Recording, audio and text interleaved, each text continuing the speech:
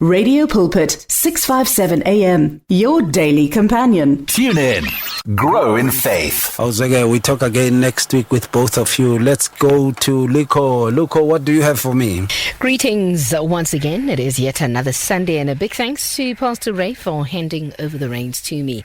It's FM time. It is AFM Welfare Moment. And today we're talking about Child Protection Week and Children's Rights Month. And sitting with me is the Deputy Director of AFM Welfare, Lize Swart. Lize, greetings and welcome to Radio Pulpit. Hi, good evening, Lukho and all the listeners. How are you doing? I'm good. How are you doing? Fine, thank you. Yes. Lize, let's get right into it. Tell me, why is Child Protection Week so important? Okay, Child Protection Week is an initiative from Social Development since 1997, where they started the initiative that creates awareness for children's rights. Mm-hmm. So what happens is that this week, every year, all the designated child protection organizations and churches, they launch into this initiative to remind that children is seen in the Children's Act as vulnerable members of the community, and that we need awareness all over to make sure that children's rights is being adhered to, you know. So there's specific themes every year that they roll out for all the organizations, and the themes for this year is working together, ending violence towards children, as well as combating rape, statutory rape. Mm-hmm. And if you see the stats presently, it's terrible. Sure. There was, in the past 6 years, 106,000 rape cases reported for children. Sure. That is without the other 22,000 abuse cases. Sure. And the highest accounts is in KZN and Gauteng and Western Cape. So it's really, really, it works out about average 48 cases a day of rape. So they want to make people aware that these things are still happening in our communities, and then also just to roll out to make sure that we have safe environments for the kids. So this year they focus a little bit on the reporting and the support and cross-sector collaboration with police, Department of Health, schools, radio stations and churches. So it's just to make sure that we make people aware that what is the influence if we are not involved in our children's upbringing, etc. for that. So and then just to also focus on the importance that the protection, child protection, is not just the responsibility of us as social workers. It's a shared responsibility. Parents, teachers, churches, neighbors, community leaders, every adult that interacts with a child has a role to play in a child's future. Yes. Sure. I must say it's quite impressive to have the church having a voice in such matters, actually. Yes. Now, tell me, Lize, what rights do children in South Africa have, and why is it important for communities to understand these rights? Okay. South Africa has some of the strongest child protection laws in the world. We have a Section 28 that stipulates in the Constitution that actually recognize the children as a vulnerable group. Therefore, they focus on that children need special protection. So every child in South Africa has the right to be protected from abuse and neglect and exploitation, family care, and if there's no family to look after them, that there is appropriate alternative care like foster care or adoption.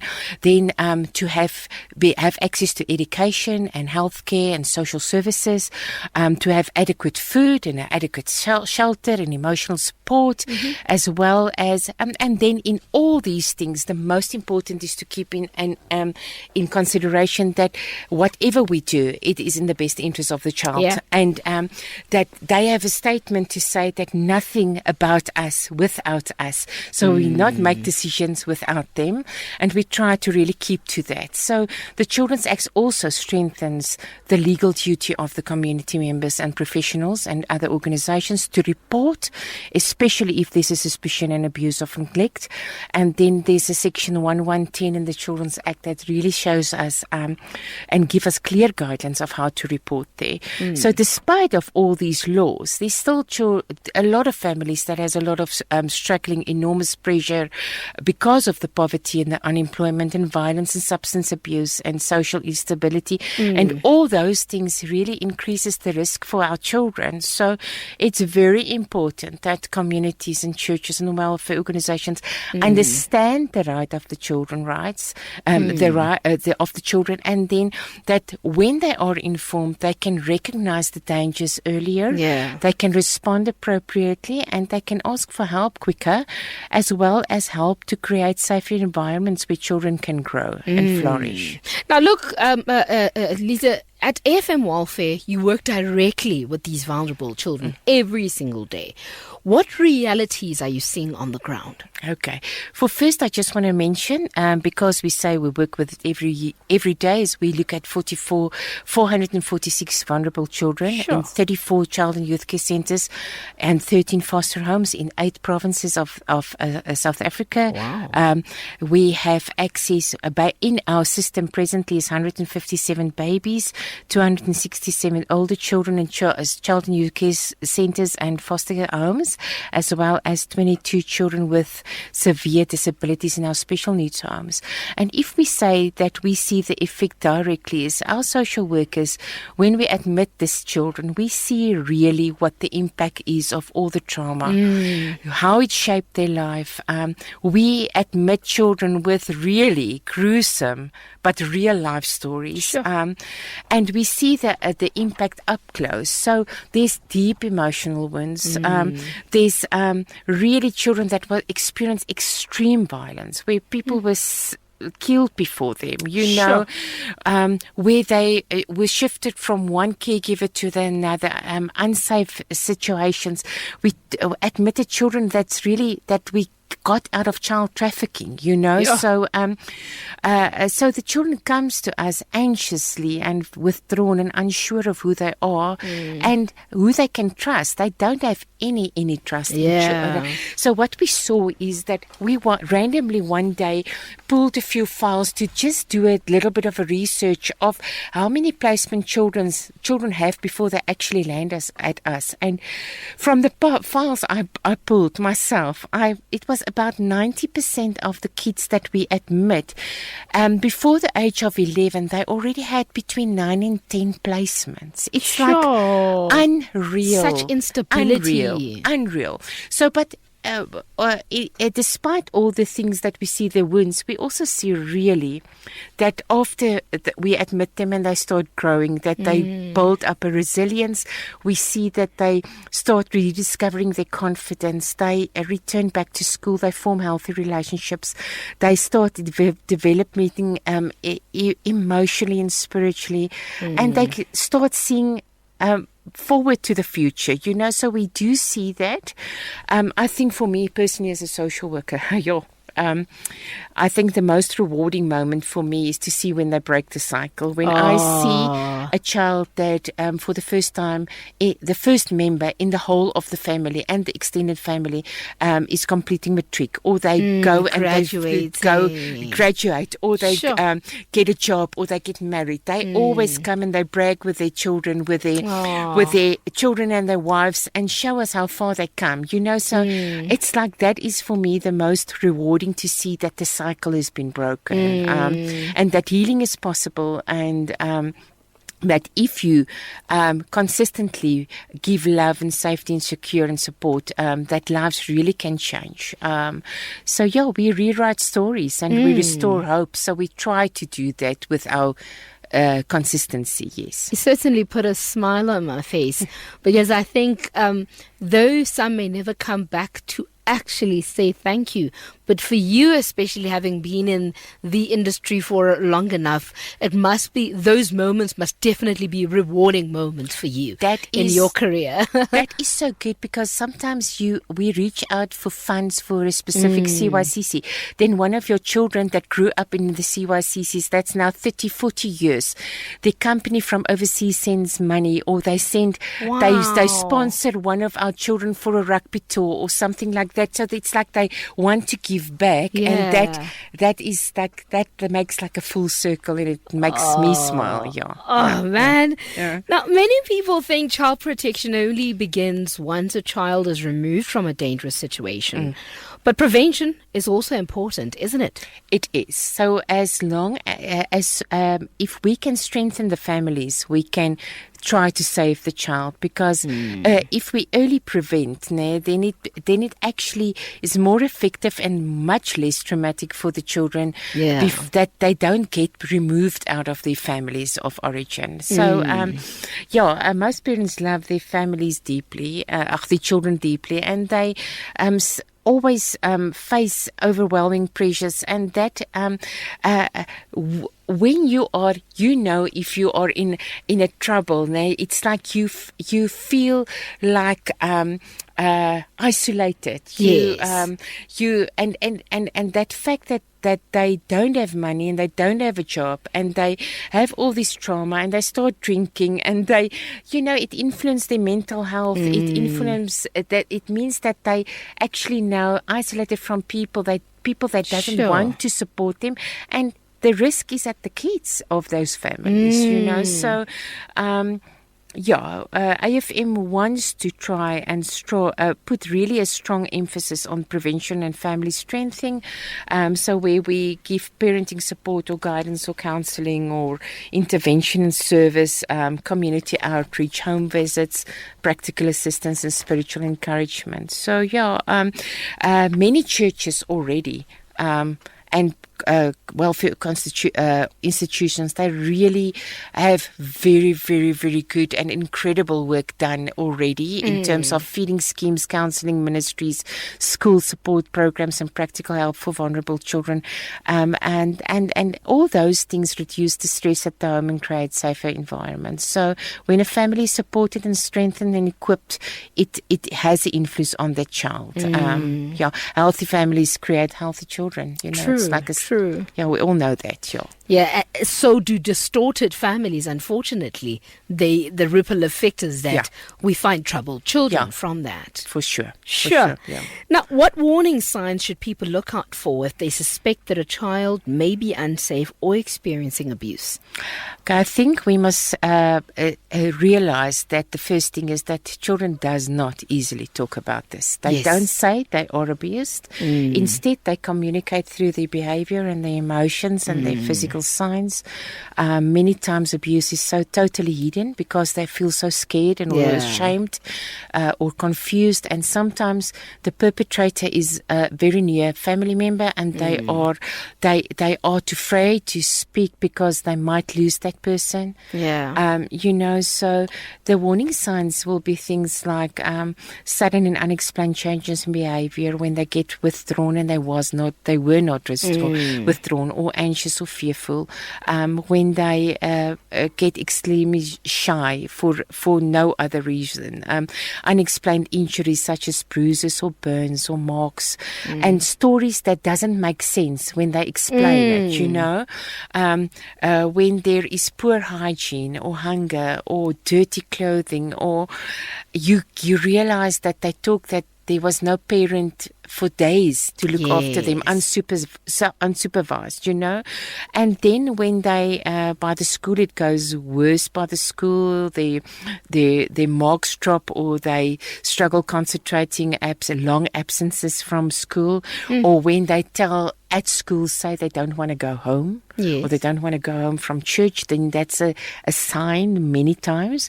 And then when they have sexual behavior and knowledge that's not age appropriate, that's many times a red flag. And then sleep disturbances, nightmares, bedwetting, those type of things. So children really doesn't lie about abuse. The opposite is actually true, that they want to hide it because they are afraid of punishment or exposure and all those things. And then professionals is from the meaning that and it can't be just one single sign, that proves abuse. It must be a pattern of behavior.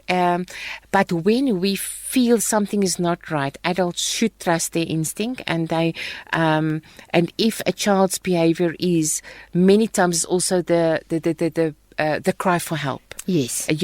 Even though they don't have the words to say it. No? So for us, it is important that you recognize these signs, because if you do and you you intervene quicker, then you can probably save this child. True. Yeah. It's amazing. You should actually talk about, how children don't easily just speak up. Yeah. No matter how vocal they are. I was just thinking of a scenario about 2 days ago. Yeah. And this is how I think children, I don't know whether it's an inborn thing, but they are also, I don't want to say protected of themselves, but they also try to have it all under control. That's the thing. Yeah. My nephew about 2 days ago or so came back from school and it made me repent because we have this tendency, we don't have money, And he came back from school and I just, cleaned the kitchen and I put the bread inside the cupboard, which we never actually do. Yeah. It's always put on top of the counter somewhere. And he came, he looked around and he saw there was no bread. And I think he really felt for us. Yeah. He didn't realize that the bread was inside the cupboard. And there was never a day where he came home and there was nothing to eat. Yeah. But weirdly enough, he didn't ask us, guys, is there no bread? Where's bread? What can we eat? He went and he texted his dad. Oh. How do I know that he texted his dad?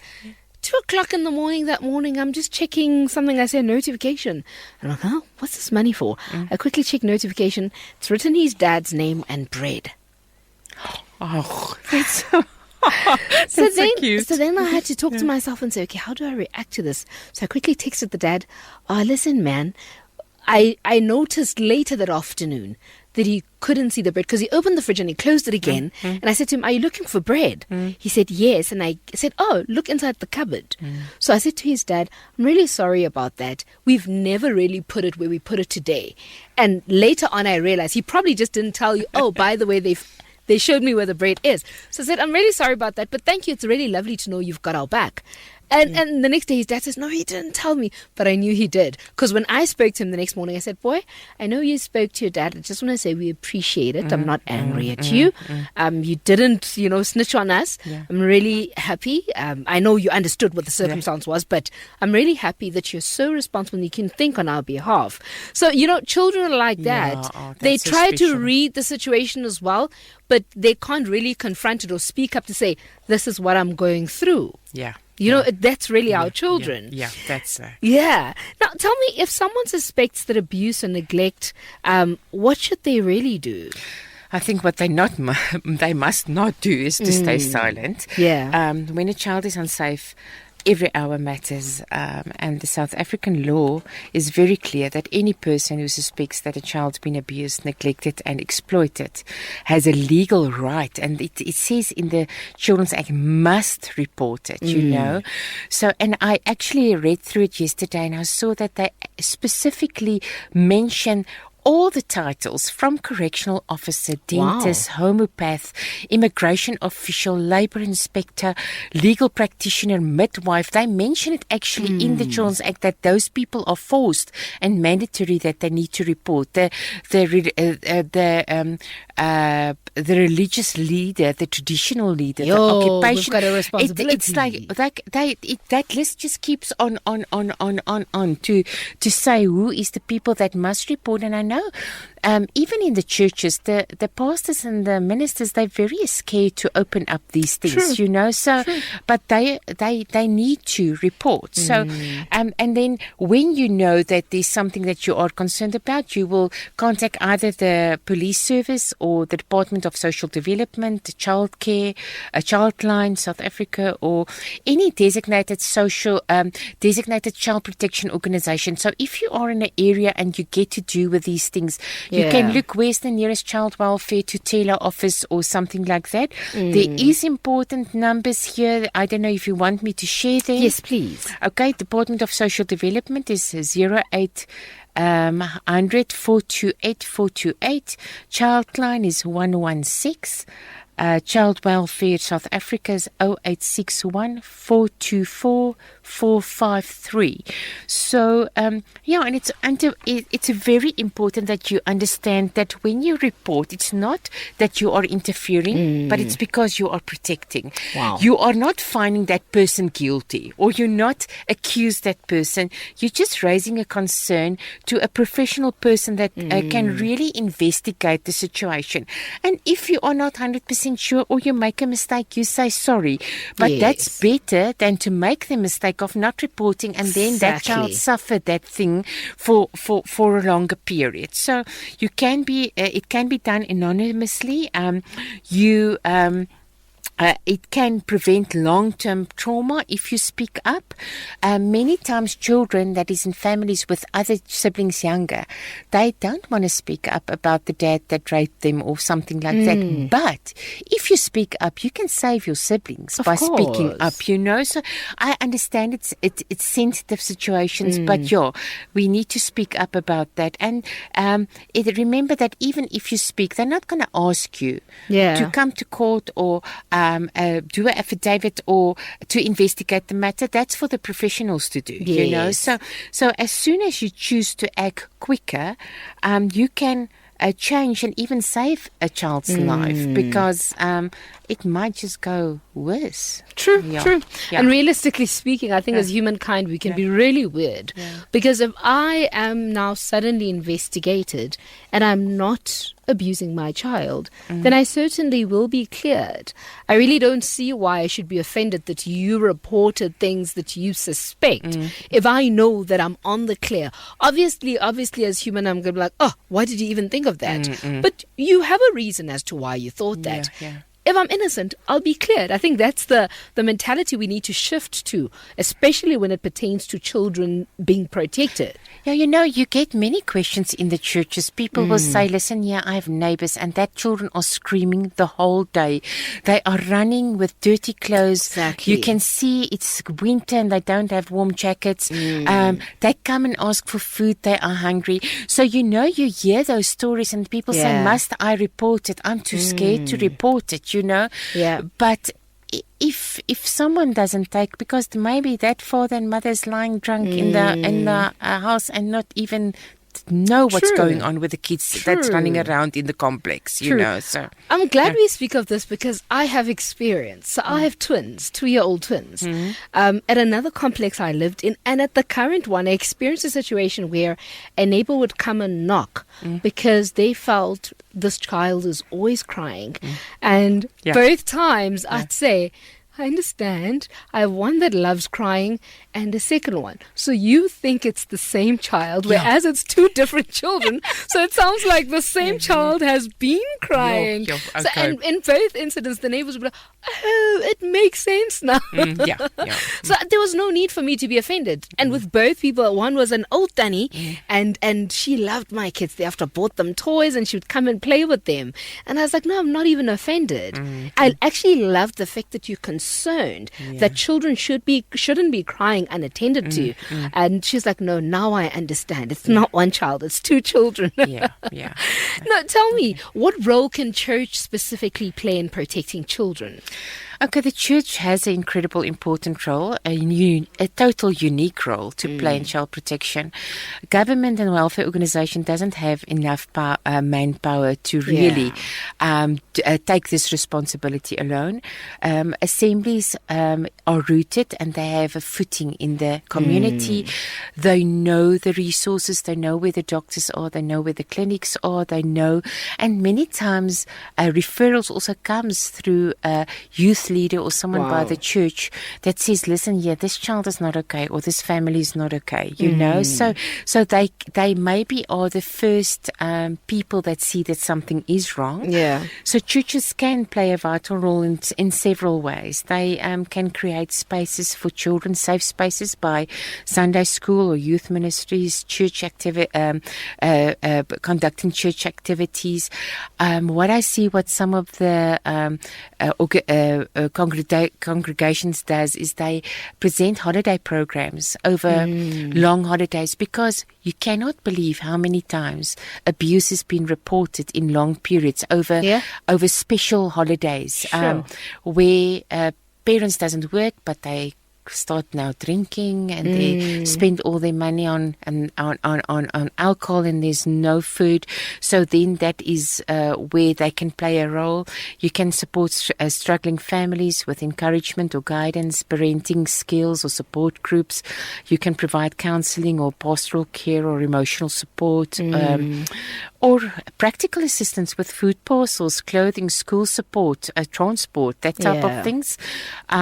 Training volunteers and leaders in your church to keep an eye by the Sunday school, keep an eye by the single parent group or whatever, just to be the one assessing. Not formal assess, but like a natural thing in their communication.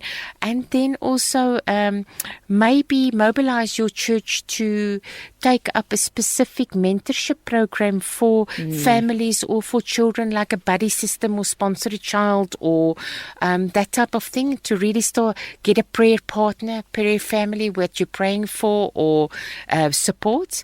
And then partnering with other welfare organizations that's in the front line. I think that is. But the church also has another perspective, the most important perspective, and that is the faith perspective, where the church actually carry a deeper calling. Scripture reveals consistently that God's heart for vulnerable and the orphan and the widow and the oppressed and the voiceless. And one of my favorite verses is James 1 verse 27, that reminds us that true religion before God is to actually take care of the orphans and the widows and in their distress. And as a church, we are not always called to preach compassion. We're called to action and to practically get involved and protect our children. So that's protecting the children is a social responsibility. It's not just that. It's a spiritual mandate to move compassion, actually to really move it to action, you know. I think churches can bring light in a dark place. They can they can give families hope. They can make sure that children are nurtured. And churches have a big role in the healing and the restoration part of families and children, for sure. True. Now, as we conclude, what message would you like to leave with listeners during Child Protection Week? Okay, I think the message would be every child deserves, for sure, safety, love, stability, dignity and hope, no matter their age, their gender, their race, their choice of sexuality or religion. It doesn't mind. We need to be there for a child. No child should ever have to wonder if they are valued or protected. So Child Protection Week is just not a campaign. It's actually a call to action for all of us. Upon the families, neighbors, churches, cell groups, communities, to just be part of this, to keep a watchful eye. We all have a role to play, so be vigilant. Pay attention what's going around you. Don't act when you feel something is not right. Support families around you. Speak up when you suspect something. Give your skills and your time and your resources. Volunteer. Be partnered with a welfare organization. As well as pray for our children and our caregivers. You know, if you can't do any physically thing, pray for us, please, you know. So when we protect a child, we also protect the future leader of this country. We protect a future parent. We protect a contributor to our society. So, together we can make a difference. You know, we can make sure that children are protected and valued, and that they can be given the opportunity to actually flourish. Lize, this was really powerful, and thank you so much for reminding us as a church that we are relevant in all spheres. that our voice actually does matter.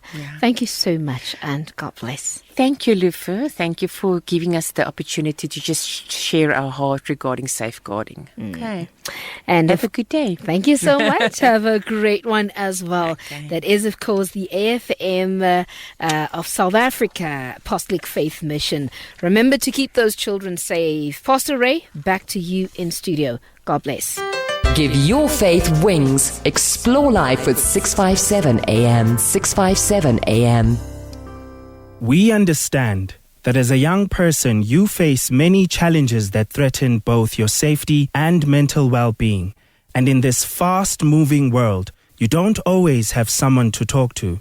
That's why I Am Youth has joined hands with Child Protection Hotline to give reliable and accessible counseling to young people. So send a WhatsApp text, SMS, or call the number 076 037 6345 to get help today.